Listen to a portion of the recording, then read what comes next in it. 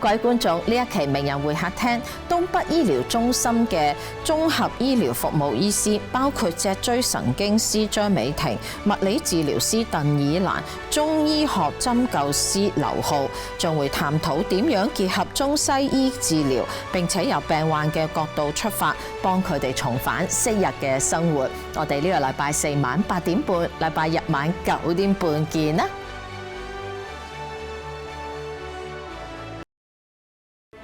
觀眾朋友，本期名人會客廳，東北醫療中心的綜合醫療服務醫師，包括脊椎神經醫師張美婷、物理治療師鄧以蘭、中醫學針灸師劉浩，將會探討如何結合中西醫治療，並從病患的角度出發，幫他們重返昔日的生活。我們本週四晚上8點半，週日晚上9點半見。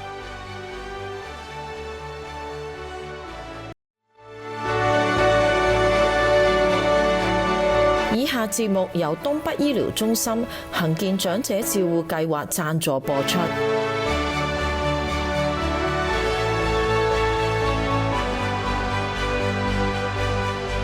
各位觀眾，歡迎大家收睇名人會客廳，我係 Mina 李飾萍。喺今日嘅名人會客廳咧，就好多時啲病人咧就行入啲診所嗰陣時咧，就好多時會有一個問題咧，就話我會唔會回復翻以前嘅狀態？我身體會唔會好翻啊？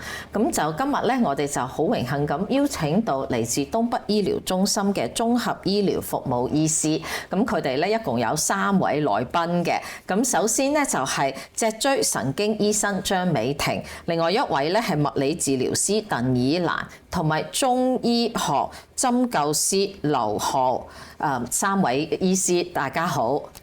你好，大家好。嚇，咁就我哋首先咧就由呢個 Dr. Chang 呢度開始啦。咁阿 Dr. Chang 啦，就好多時咧啲病人咧就入咗去診所見你嗰陣時咧，就係你知㗎啦。即係如果個人唔係即係身體唔好啊，或者有痛楚啊，就會即係問一個問題咯，就係即係一般嚟講，就係咩原因導致需要做呢一個物理治療，呢個脊椎治療咧？Yes, so many times when our patients come in, they come in with chronic neck pain, mid-back pain, and lower back pain.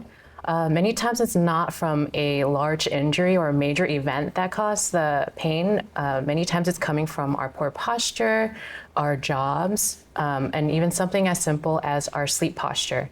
Mm-hmm. So you said it's caused by the posture. So would it be related to work?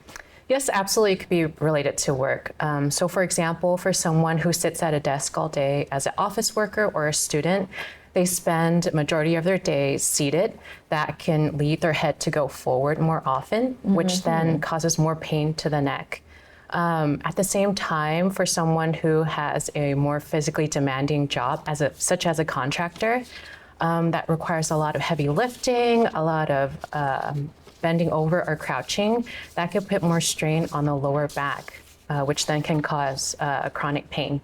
Let me summarize in Chinese. 頭先張醫師咧就提到咧就係就好多病人咧，尤其是需要呢個脊椎神經治療嘅話咧，就係因為咧就其實唔係因為受傷嘅，而係好多時咧就因為長期嘅姿勢唔準確，咁好多時咧就係頸椎嗰啲地方疼痛咯。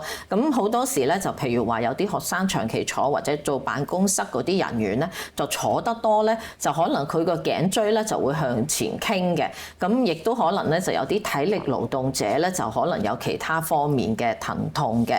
咁呢度咧我哋就將呢個話題咧就轉咗去呢個鄧醫師啦。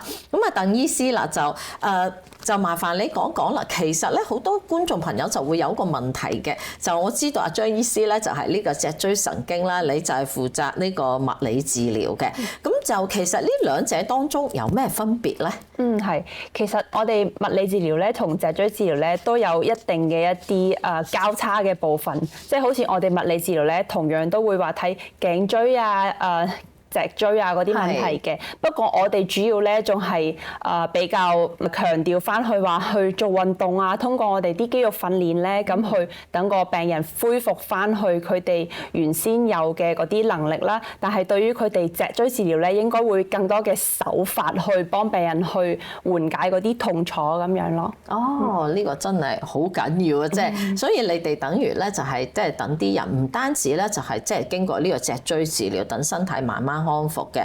咁就你哋呢個物理治療咧就係加埋啲運動啊，就令到佢哋咧就以後咧就啲肌肉啊會更加強健，咁就防範於未然，即係唔會再發生同樣嘅事件咯咁嘅樣。咁我就想問下你啦，就物理治療啦，一般咩病人需要咧？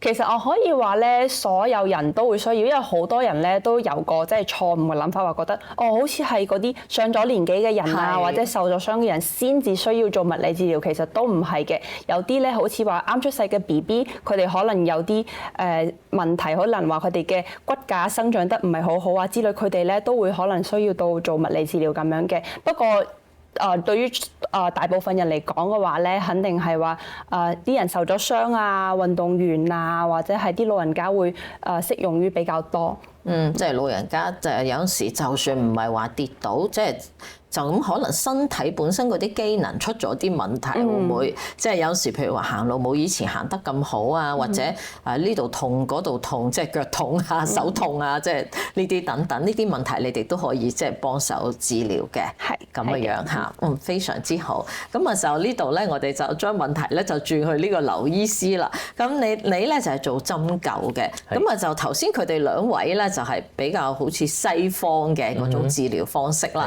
咁針灸咧就應該係同中醫相關嘅喎。咁麻煩你講講啦，因為好多人咧講起針灸咧，第一個諗到哇會唔會好痛啊？哇咁多針灸落去同埋安唔安全咯嚇？係其實咧就關於講到對針灸嘅第一印象啦，我諗大家都一定係會下意識咁覺得係話會驚啊！點解？其實人類天生對針即係鋭利嘅嘢咧，係會有一啲即係緊張嘅情緒，可能會。因為佢會聯繫到疼痛嘅感覺啦，但係咁其實針灸作為中醫嘅一部分嚟講咧，其實佢係中醫嘅一門專門嘅技術，去調節我哋人體嗰個自我療愈嘅機制。咁對於一啲完全唔了解針灸嘅患者朋友咧，我係會使少少時間咧係去即係話介紹翻針灸係點樣啊。其實我哋針灸針好安全、一次性乾淨，而且佢係好幼細。入針嘅時候疼痛感係好輕微。咁等我哋了解咗呢樣嘢之後，其實恐懼感就好低㗎啦。係，我哋多謝晒三位先。咁我哋依家咧就進入一段廣告。廣告之後咧會請三位咧就講下佢哋每一個部門治療咧就係有咩特色啦，同埋咧就佢哋點嘅樣綜合嚟到服務有需要嘅病人。我哋一間見。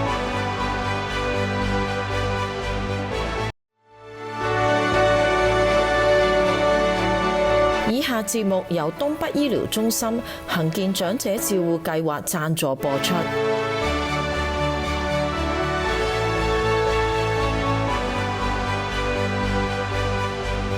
歡迎翻嚟名人會客廳。咁今日咧，我哋就係同大家講解咧東北醫療中心嘅綜合治療。咁咧就包括有物理治療啦、脊椎神經治療啦，同埋針灸嘅。咁翻嚟呢個 Dr. Liu 啦。咁Dr. Liu，你頭先咧就講到針灸咧，其實你哋一次性嘅針頭嘅。咁同埋咧就即係亦都疼痛係好微細嘅，因為你哋係撳嗰個穴位嘅。冇錯。因為我自己都做過，咁其實我都有同樣嘅，即係初初都好驚。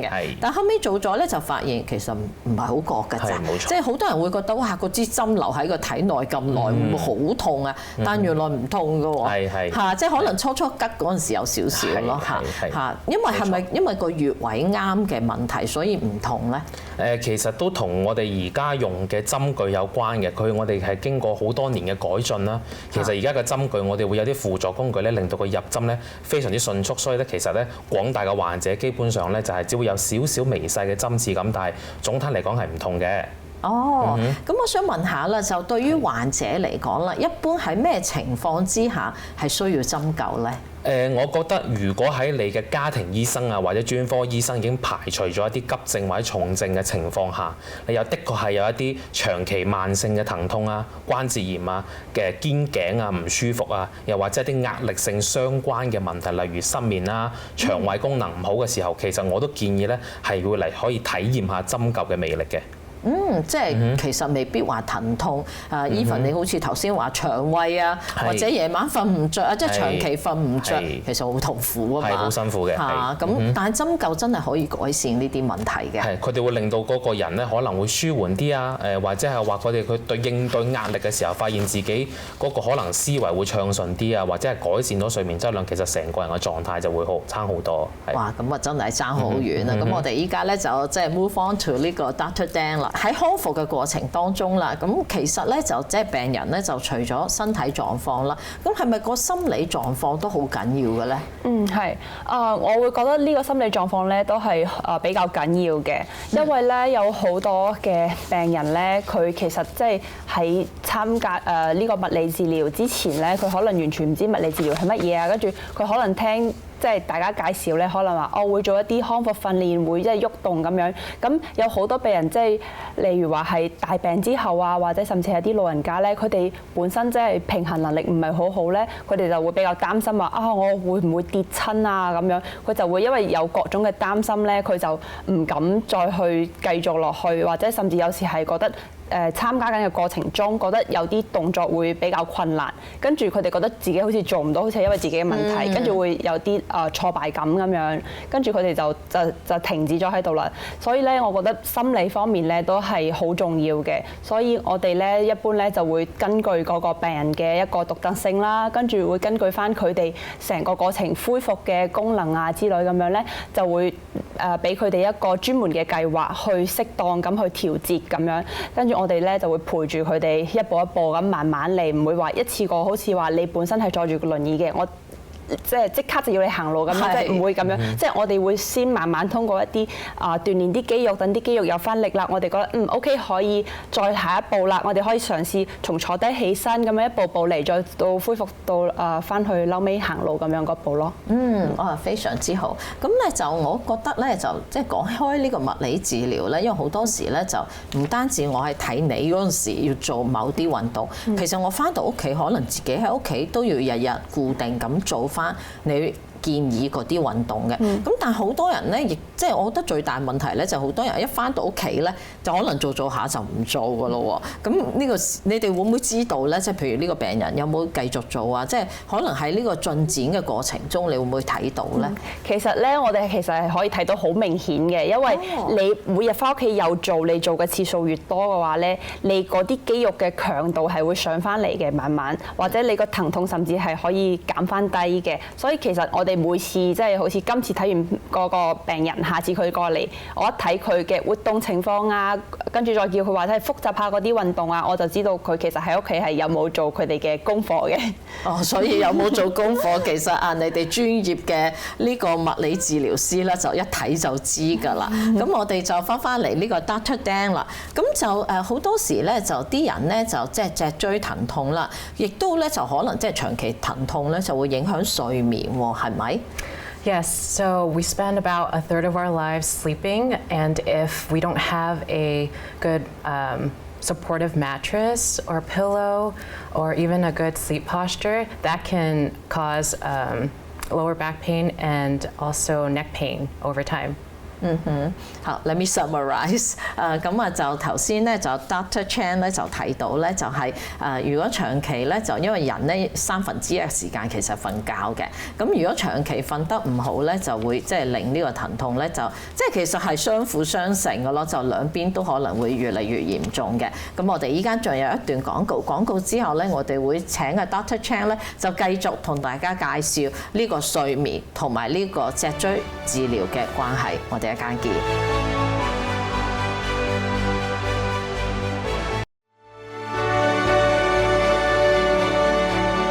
以下節目由東北醫療中心恆健長者照護計劃贊助播出。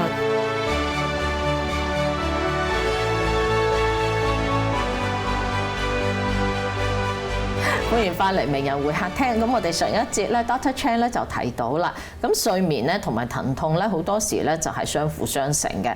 咁啊當然啦，長期疼痛咧就會令人瞓得唔好啦。咁但係瞓得唔好咧就會可能令疼痛咧更加加劇嘅喎。咁啊就呢個就嚟個問題啦 ，Dr. Chan 就點解決啦？係你哋物理你哋呢個脊椎治療過程中，你哋係點幫助病人呢？Yeah, so in addition to getting treatment for chiropractic manipulation, it's important that the patients take a active role in their recovery, including making changes to their pillow heights.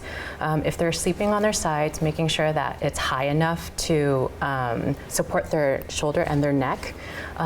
Let's say, for example, if you're sleeping on your back and you have lower back pain, making sure that you place a pillow under your knee so that there's less strain on your lower back. So it's important that you're taking an active role in your recovery and alleviating some of the symptoms. That's very important. Let me summarize. 咁啊 Dr. Chan 咧就提到啦，就喺呢個脊椎治療嘅過程當中咧，當然病人本身咧都需要作出配合嘅。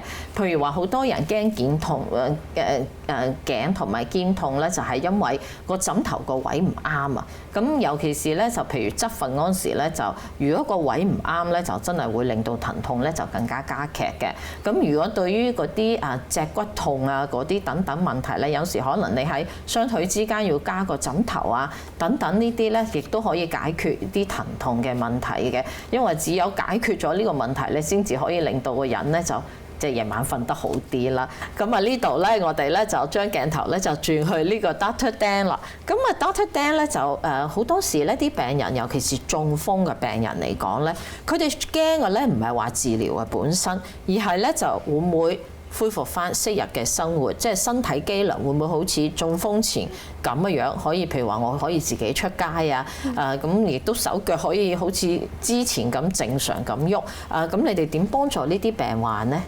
係，我哋咧就會根據嗰個病人嘅唔同嘅情況，因為每個中風嘅病人佢哋嘅一啲表現型咧都係唔一樣嘅，可能有啲人係個手嚴重啲，有啲個腳嚴重啲，可能個手同腳一樣都係比較即係行動唔方便咁樣，我哋會根據翻嗰個病人嘅情況，跟住俾佢哋一套適合嘅一個運動訓練去加強佢哋嘅肌肉，呢個係一個。跟住第二咧，中風之後嘅病人佢哋有一個比較大嘅問題咧係平衡問題，因為平衡問題咧直接會影響到佢哋嘅行路啊，甚至係喐動咁樣。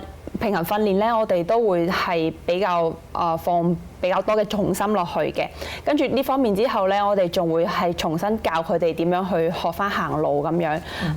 除咗呢一點之後咧，我哋而家咧科技啊各方面發展咧，我哋有好多唔同嘅工具會幫助中風後嘅病人去更加等佢哋生活可以自理得到，就唔需要話要人哋照顧晒所有嘢啊咁樣。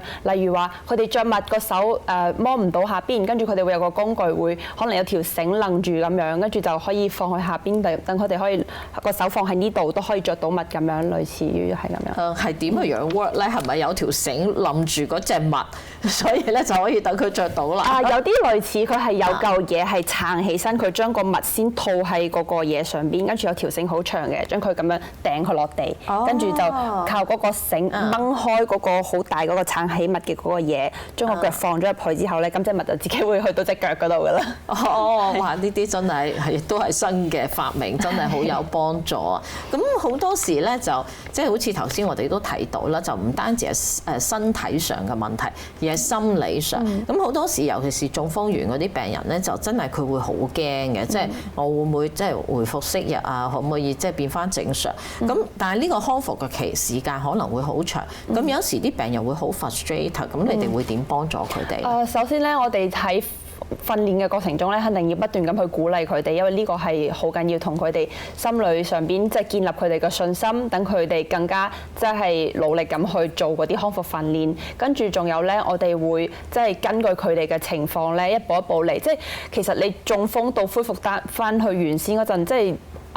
我哋肯定係要慢慢嚟，可能就好似一個即係啲 BB 一出世要重新學過晒所有嘢咁樣，所以一開始肯定係有啲亂啲嘅。咁但係我哋都唔使驚，比如話我食飯我食到成台都係咁樣，其實呢個都冇問題嘅。我哋不斷訓練，不斷咁等啲肌肉去記得翻點樣去用啊，咁樣佢哋會越嚟越好，越嚟越順嘅用翻到。呢個真係好緊要咯，因為我記得我自己都曾經即係跌斷過骨，咁咧就即係尤其是着 boot 嗰陣時冇嘢喎，咁除咗嗰隻 cast 咧，咁啊大鑊啦，就發現咧隻腳原來行唔到嘅喎，真係好似 BB 仔咧，因為冇力㗎，因為你幾個月冇行咧，真係冇力㗎，所以真係要時間先至可以治療一齊咯。咁我哋多謝晒3位先，咁我哋依家咧就進入另外一段廣告。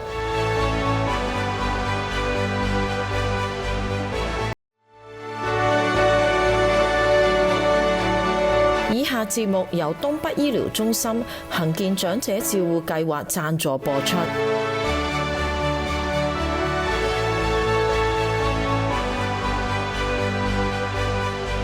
歡迎翻嚟微人會客廳，嚟到節目嘅尾聲啦。咁呢度咧，我哋就問下呢個 Dr. Liu 啦。就講開呢個針灸咧，好似頭先我哋同阿鄧醫師咧都提過嘅。咁其實咧好多時嗰啲治療咧就唔係一次性就有成效嘅。咁啊針灸都係啦。一般咧就需要幾多次療程先至見效咧？其實呢個就好個性化嘅嚇，咁對於一啲可能係運動損傷啊，又或者係程度比較輕嘅患者咧，可能1、2次就會有明顯嘅改善。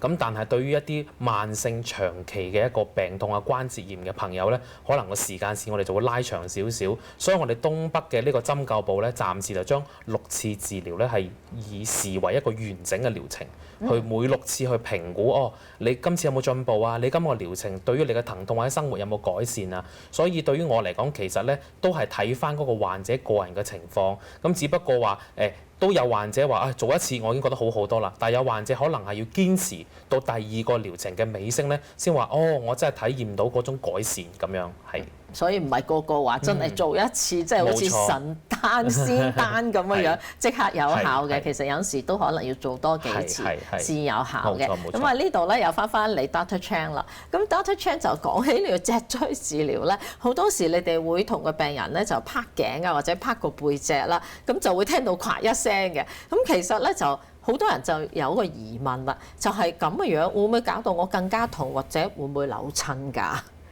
？When we do our spinal manipulation, it's very safe and it's also very gentle. But if I understand that if you have some apprehension with some of the sounds, we have tools that we use vibration to get the joints to move. Because at the end of the day, we're just trying to get your joints to function better, to move more, and to loosen up. But I understand the concerns with the sounds. It's also just the change in pressure of the joint. So it's like opening a can of spaghetti sauce for the first time.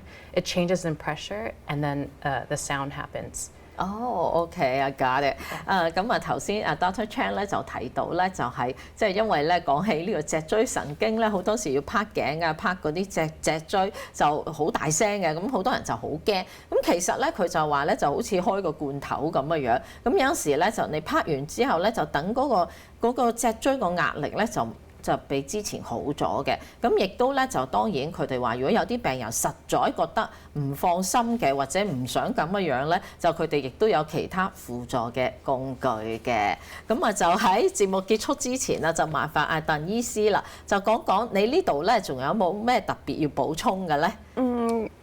如果大家有任何問題關於我哋嘅脊椎治療、物理治療同埋針灸嘅話咧，歡迎大家嚟聯繫我哋東北醫療中心。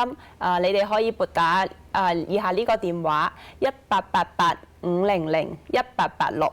咁啊就除咗呢個電話號碼之外啦，咁你仲有咩建議會俾啲病人咧？即係病人嚟睇物理治療之前要做好啲咩心理準備咧？其實咧佢哋都唔使話有太大嘅心理負擔嘅，佢哋只要過嚟跟據我哋嘅治療師一步一步咁嚟參加呢個康復訓練嘅話咧，係完全係就係冇問題㗎啦。即係其實咧就放鬆心情嚇。咁我哋多謝晒3位醫師。咁啊，正如佢哋3位醫師所講嘅，咁其實咧就係呢個物理治療啊、脊椎治療同埋針灸咧，就3樣咧就都當然有中西醫結合啦。就呢個咧就所謂嘅綜合治療啦。咁啊有陣時咧可能一個治療唔夠，所以咧就要結合埋其他幾個加埋，咁啊樣咧就可以等患者咧就係盡快咧就可以恢復翻昔日嘅生活，咁亦都咧就令到病人咧就唔需要擔心話，哎呀，我今次病完之後，我仲行唔行得翻？我仲可唔可以回復翻昔日嘅生活啊？咁所以咧就呢啲問題咧就因為呢啲嘅幫助咧就可以改善嘅。咁如果觀眾朋友有任何問題嘅話咧，就記得打熒光幕上嘅電話號碼聯絡呢個東北醫療中心。咁而呢個東北醫療中心咧就冇幾耐前咧就喺南三藩市啦，同埋聖荷西嘅越南城咧就開咗新嘅診所。咁如果大家需要幫忙嘅話咧，就喺附近咧，其實灣區好多城市咧都有佢哋嘅診所嘅。咁所以咧就民眾咧就可以喺附近地方查一查邊度有呢個東北醫療中心，去嗰度睇醫生。咁我哋今日明日會客廳嘅時間到咗，多謝大家嘅收睇，下一次再見，拜拜。以下節目由東北醫療中心恆健長者照護計劃贊助播出。